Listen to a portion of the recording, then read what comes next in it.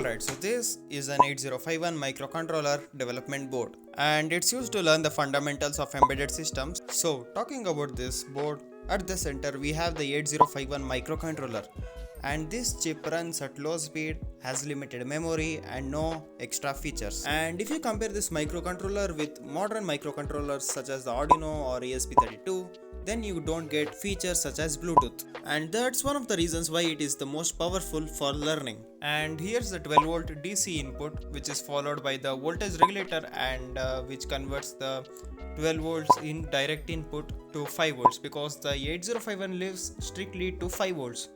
And if you want to reset your microcontroller, then you can use this reset button. It is used to reset the microcontroller, which means it get backs the address to 0. And on the other two sides of the microcontroller, which you see is the input output pins, and it has port 0 to 3.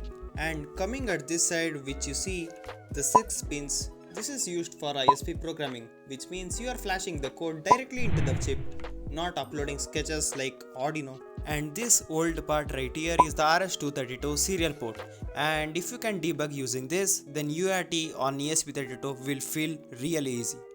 And the actual thing is, if you are learning how to control the 8051 microcontroller, then you are not just learning how to do it, you are also learning how to control the registers, memory, timing, interrupts, etc. So if you master this 8051 microcontroller board, then the modern microcontrollers will stop feeling heavy, and if you ignore it, then you will be always dependent on the libraries.